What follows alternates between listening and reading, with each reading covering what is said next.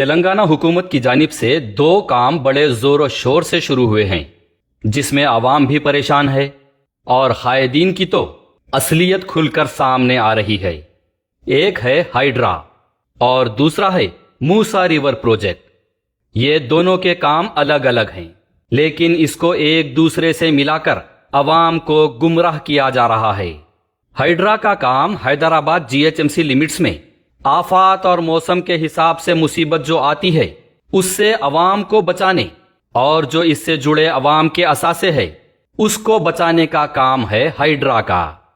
عوام کے اثاثوں میں شہر کے کئی تالاب ہے جس پر قبضے کر کے پانی کا راستہ روک دیا گیا ہے۔ ہائیڈرا اس قبضوں کو ہٹا کر عوام کے اثاثے محفوظ کرتے ہوئے عوام کو مصیبت سے بچا رہا ہے۔ ہائیڈرا اگر یہ کام نہیں کرے گا تو سارا شہر مصیبت کا شکار ہوگا۔ تالابوں پر قبضے کر کے وہاں بسنے والوں کی خود کی جان کو تو خطرہ ہے ہی، لیکن ان کی وجہ سے سارا شہر ڈوب جائے گا۔ ہائیڈرا کسی کو بھی ان کے گھروں سے زبردستی نہیں نکالے گا۔ اگر کسی کے پاس زمین کا ٹائٹل ہے تو انہیں لینڈ ایکویزیشن ایکٹ کے مطابق کمپنسیشن دیا جائے گا۔ جہاں پانی کا راستہ ہے، جہاں ندی کا پانی بہتا ہے، وہاں سے سب کو ہٹا دیا جائے گا۔ قبضے قائم رکھنے کے لیے کئی مقامات پر جان بوجھ کے ریلیجیس اسٹرکچرز بنا دیے گئے، اسے ہائیڈرا نہیں ہٹائے گا۔ کئی مقامات پر قبرستان بیچ میں آ رہے ہیں، اسے ان کے مذہبی اعتبار سے برخاست کر دیا جائے گا۔ اب تلنگانہ میں جو موسیٰ ریور پروجیکٹ کا سروے شروع ہوا ہے اور گھروں پر مارکنگ جو کی گئی ہے اس کا ہائیڈرا سے کوئی تعلق نہیں ہے۔ موسیٰ ریور پروجیکٹ کا کام موسیٰ ریور فرنٹ ڈیولپمنٹ کارپوریشن یعنی MRDC کا ہے، جو 1,50,000 کروڑ کی لاگت سے موسیٰ ندی کے اطراف 110 اسکوائر کلومیٹر پہ ڈیولپمنٹ کا کام کریں گے۔ اس کے لیے ریونیو ڈپارٹمنٹ کو لے کر فی الوقت 16 ٹیمز بناتے ہوئے پولیس کی سخت سیکیورٹی کے ساتھ حیدرآباد، رنگا ریڈی اور میڈچل، ملکاج گری اور کئی منڈلز اور علاقوں میں سروے کا کام شروع کیا گیا ہے اور شناخت کی جا رہی ہے کہ موسیٰ ندی کے احاطے اور اس کے کناروں پہ کتنے غیر قانونی قبضے ہوئے ہیں اور کتنے غیر قانونی بستیاں بسا دی گئی ہیں، جس کی وجہ سے موسیٰ ندی چھوٹی ہو گئی ہے اور پانی شہر میں گھس رہا ہے۔ حیدرآباد میں چادر گھاٹ، موسیٰ نگر، شنکر نگر، بہادر پورہ، لنگر ہاؤس اور ایسے کئی علاقوں کا حمایت ساگر تحصیلدار کی نگرانی میں سروے کیا گیا۔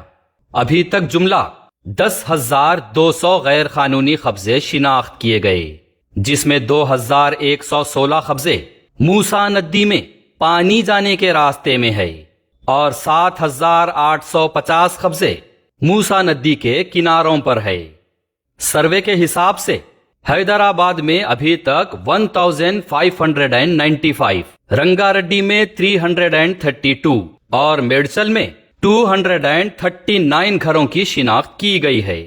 اگر کانسٹیٹوئنسی کے حساب سے دیکھا جائے تو نامپلی کانسٹیٹوئنسی میں 604 گھر، راجندر نگر میں 300 گھر، بہادر پورے میں 375 اور آصف نگر میں 170 گھروں کو رڈار پر لیا گیا۔